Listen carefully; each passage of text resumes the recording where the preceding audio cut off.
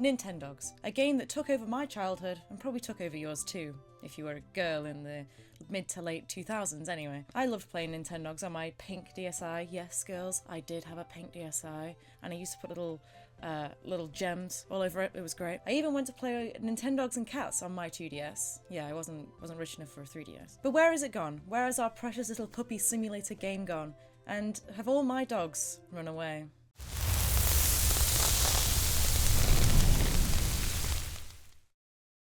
Welcome back to H. My name's Hannah, and I hope you enjoyed my new intro. I'm hoping to up the quality a little bit from now on. But Nintendogs is a game that I have personally enjoyed throughout my childhood. It is a game that many people very much loved. I had 3 versions of it, and then I had the Nintendogs and Cats version as well. My sister played the game.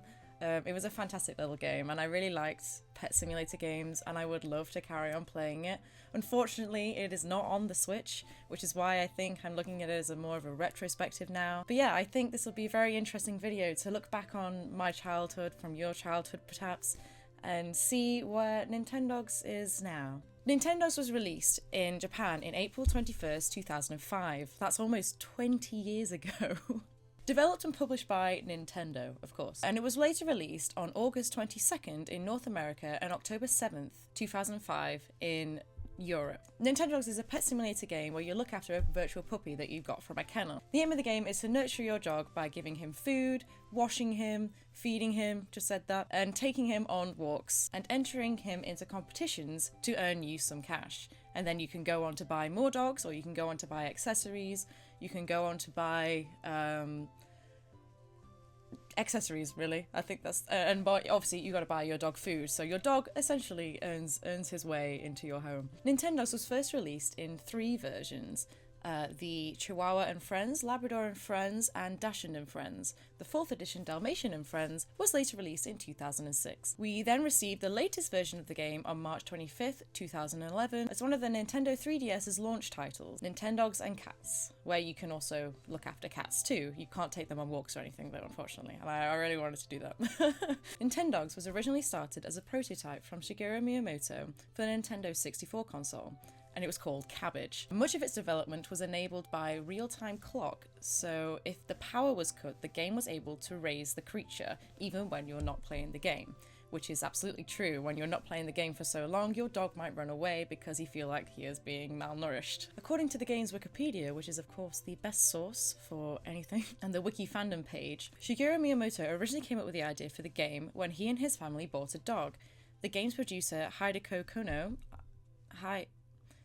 The game's producer, Hideki Kono, was looking for a game to take full advantage of all the Nintendo DS's features, so he decided on a dog simulation game. Nintendogs, first called Puppy Times, was originally designed to have 15 different versions, one for each breed of dog, which would have been mental. That would have been mad. Imagine getting every single different game so that you can get every different dog. Ultimately, this would have taken way too much time and resources, so Satoru Iwata came up with the idea of the kennel, where players could pick between 6 different breeds. Later in the game, you can also buy different breeds when you've completed some of the game goals. Well, like I said before, the aim of the game is to simply look after your pet.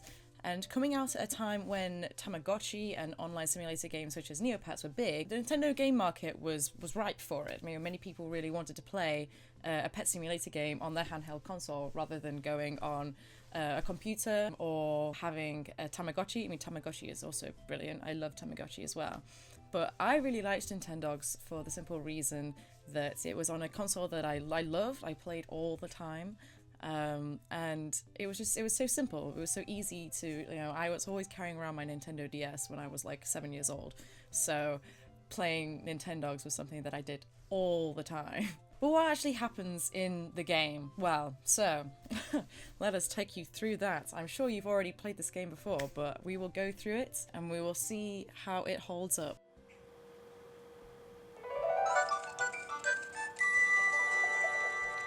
Oh look, I do have sleep.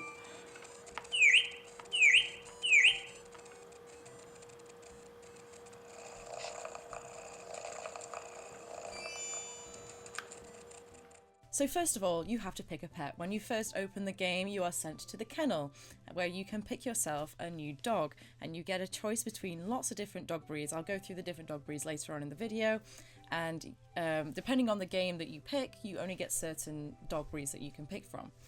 So once you have picked your pet, you take it back to your home, back to your apartment, and you get to give it a name. So you get to talk really loudly into your speaker and try to have that little tiny speaker notice what it is that you're saying, although it doesn't 99% of the time. Spot!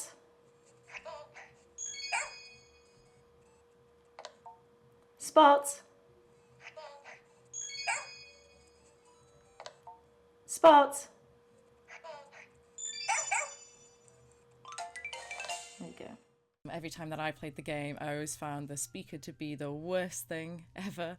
I'm trying to say to like tell my dog, like, Cupcake, please, just do something for me. And like, he doesn't even know his name. So the microphone on the Nintendo DS was not the best thing in the world. And then, of course, you have to look after your dog. You got to give it water, give it food, give it a bath. I love the baths. I think that was something that it was one of the best bits of the game, where you get to, like, you know, wash your dog. And although it would take so long to wash every single bit of it. And then you spray it with the water as well, and it would take forever just to wash your virtual dog. And then, of course, you get to teach it tricks. And to teach it tricks, you would go into the trick menu and decide on a trick you want to teach it, such as sit.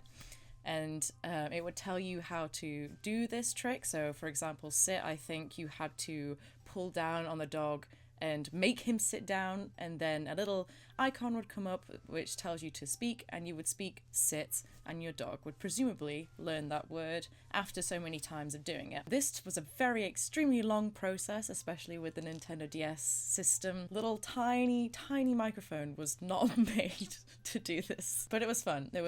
And then, of course, you got to go on walks, and you did this by picking the walk icon in the menu, and then you got to draw out your path that you wanted to take. And on your walk, you could go on to different places. You could go to the park, or you could go to the gym, or you could just simply walk around the neighborhood. Your dog would probably do his business, and then you would have to pick up your dog's business, of course, which is what most dog owners should be doing, that they are not doing. At the end of my road, there is a passageway, and that has always got dog poo down there. So please pick up your dog shit. And also on these walks, you might find presents. Your dog often would walk around and there would just be a little parcel on the floor. In it could be a collar, for example, could be some treats, just something along the way just to reward you, I guess, for going on your walk. And you could also go to the park, and in the park you may meet another dog, or if you were lucky and you were on your own, you could teach your dog to catch a frisbee, which is very important because later on in the game you had to join some competitions. So you would teach your dog how to catch a frisbee in the park, which was a lot of fun. You know, you'd swiping and the dog would go and find the frisbee. This was one of the more easier things, I think, of the game in terms of the competitions. There was, actually, the gym is probably the easiest one. So when you could walk long enough, so once your dog has built up its stamina, has grown up a little bit, you would be able to go to the gym. And in the gym, you can teach your dog to jump over poles, to go through tunnels, etc. And this would be part of the competition, so you would enter that competition when you got home. So once you got home, you would then join a competition, and one of the competitions was the trick competition, where you had to tell your dog to sit, to lie down, and things like that through that tiny little microphone, and your dog wouldn't do it. Of course it wouldn't. It would not be able to know what you're saying through that tiny little microphone. Roll over.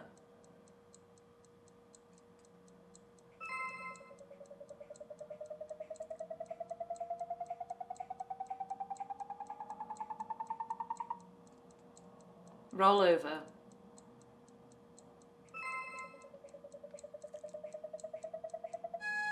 How did you not manage to do that? So that was probably the hardest one to do. And then there was also the frisbee competition, where you would throw your frisbee and your dog would go and catch the frisbee in certain areas of the field, and the further away your dog catches the frisbee and came back to you, then the more points you gained. You had to shout to your dog through that tiny little microphone again and tap on the screen to make sure your dog came back to you. And then there was also the agility competition, where essentially when you went to the gym and you did all that whole circuit, you would do that circuit again, but try and do it in the quickest time possible. But where will win again?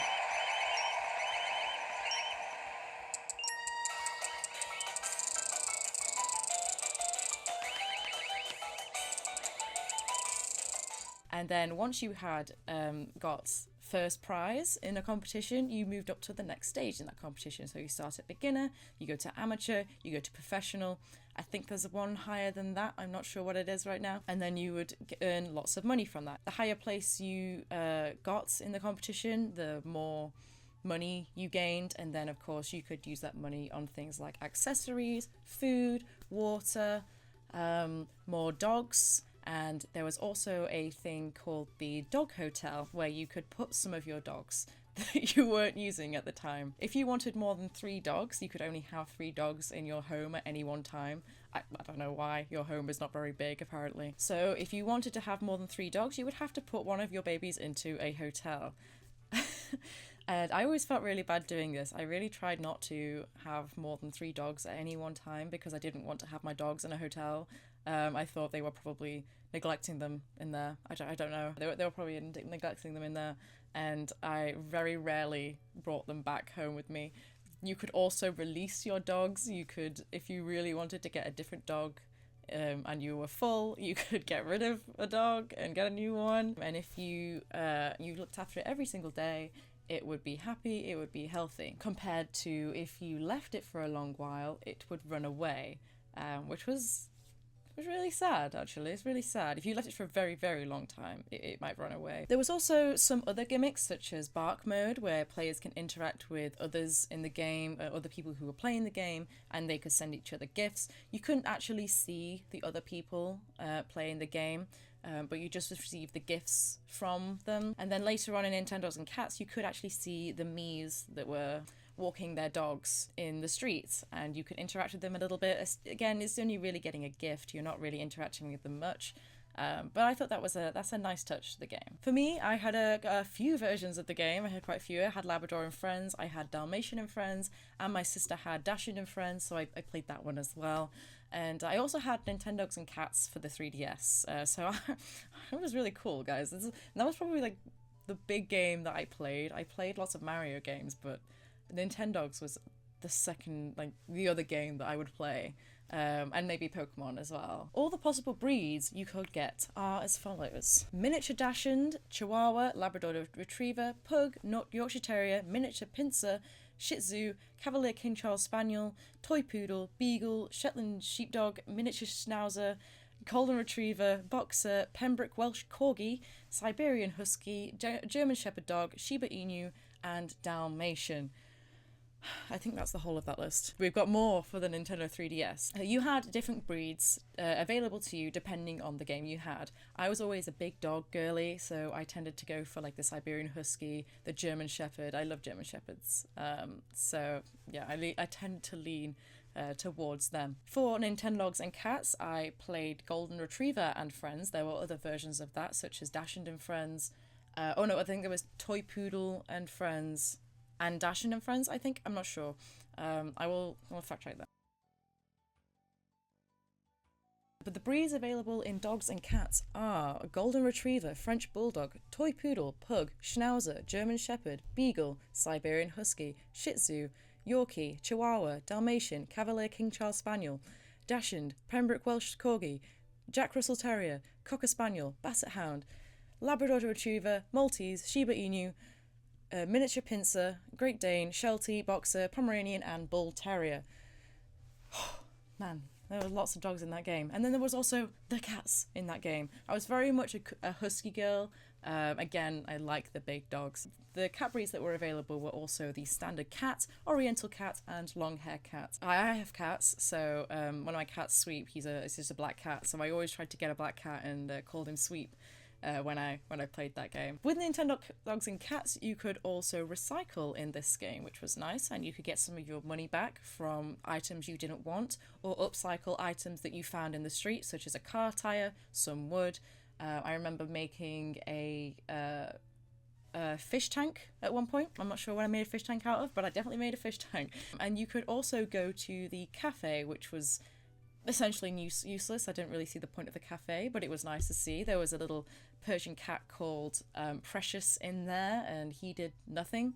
And there was always one of your friends in there, and they may have given you a gift, and you could always pay very expensive prices for a flan, and your dog could also have a doggy flan as well, and a tea and a coffee. So, you know, it's nice cute stuff, not really useful to anything.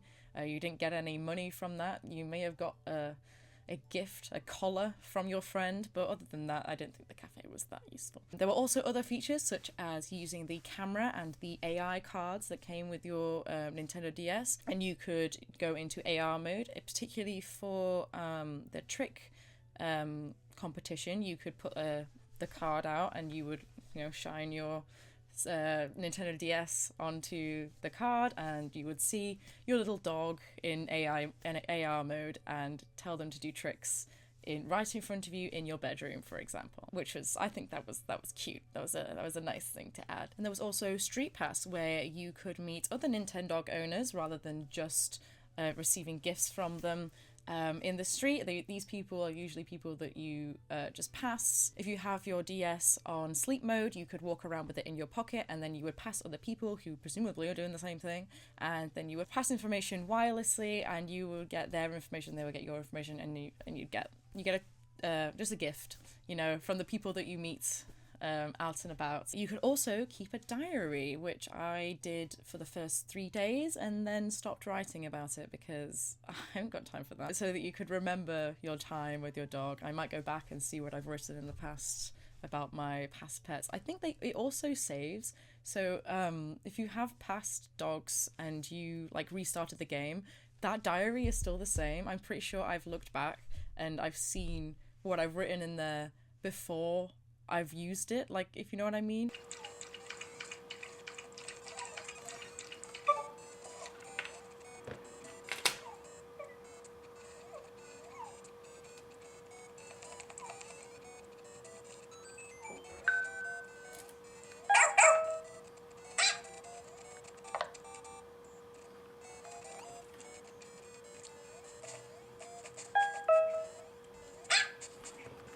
There was even a pedometer which allowed you to close your DS on sleep mode and travel around, and your dog will find gifts. So that's pretty neat, to be fair. So my thoughts on the game: I thought it was a fun little game for me as a child. I very much enjoyed playing it.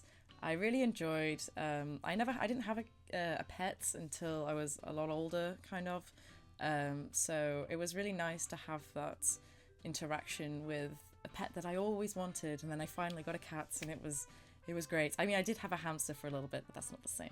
The game was really fun. I think it's a really cute little game for your kids to play, and I certainly enjoyed it, and I miss it. I wish it was on the Switch, but I do understand that there isn't really a market for it anymore. So you'll notice in this next scene that I am wearing different clothes because it is a different day, because I forgot to record the sound on my last piece of my video last week. So I am recording it again. Apologies for the inconsistency. So why doesn't Nintendo make Nintendogs for the Switch? I mean, it would be really beneficial to them. I'm sure many people like myself would love to buy the Nintendogs for the Switch, but it's just not a Switch game. The Switch is very much not as tactile as the Nintendo DS was. You can't touch the screen like you would, you can't pet your dog like you would on the Nintendo DS on the Switch screen.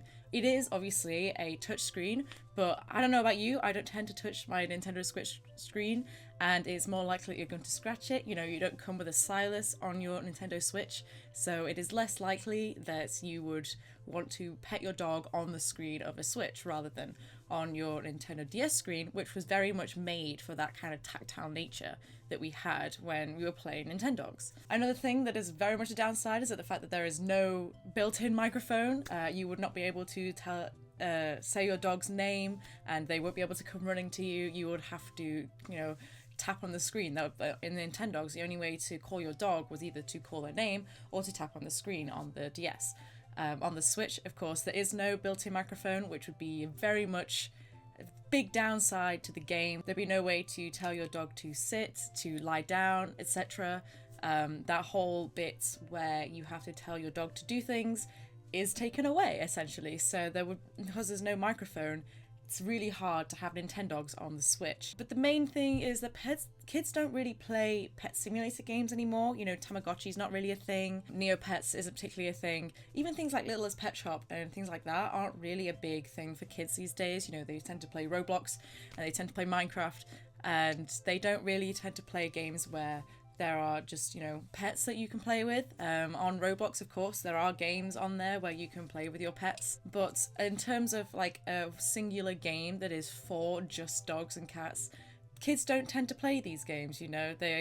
Even though it would be great to have your own virtual pet as a child, these things aren't really in the know for kids these days. They're not really a big thing for children, and of course this game would be marketed towards children and adults who want to play a nice cozy game and they miss Nintendogs essentially. In essence, the Nintendo Switch is a lot different to the Nintendo DS, and it is just not really a compatible game for the Nintendo Switch. Despite this, I would love to play Nintendogs again rather than the alternatives like Little Friends, Dogs and Cats. I'm almost certain that the quality would not be as good as a game made by Nintendo for a Nintendo console. I mean, I would happily go and try a Dogs and Cats if it is any good, but as far as I'm aware, it is not going to be the same as the experience that I had with Nintendogs, and I would rather have that experience. I would rather go on my 2DS and play Nintendogs and Cats because it's a great game. Every time Nintendo does do a direct, many people moan that they haven't got Tamagotchi Life or Nintendogs yet. So there is potential for this to happen. If there is something in the works, Nintendo, please bring it to us. If there is a Nintendo Switch 2 that maybe has a microphone and maybe has a more tactile screen, that would be a fantastic game to put on that console. It'd be a fantastic game to come out with that console, just like Nintendogs did with the Nintendo DS. So hopefully we will get it back one day. Thank you very much for watching today. I know it's been a long one. I'm really hoping to up the quality of my videos a little bit more. I'm sorry this took a little bit of a long time to get out because I don't know, I accidentally filmed wrong things and things like that. But I'm hoping to get more interesting things out to you guys, some more Nintendo stuff, some more things on books. I have lots of books that I want to read. I've mentioned it in like every video that I've done so far. It just means there's quite a lot of research that I need to do. At the moment I am just finishing off my uni work, and then from next week hopefully we will be getting some better videos your way. So if you want to see some of that stuff, leave a like, leave a comment on anything that you want to see in the future or anything I missed about Nintendogs, and subscribe for more, and I will see you again next time. Bye bye.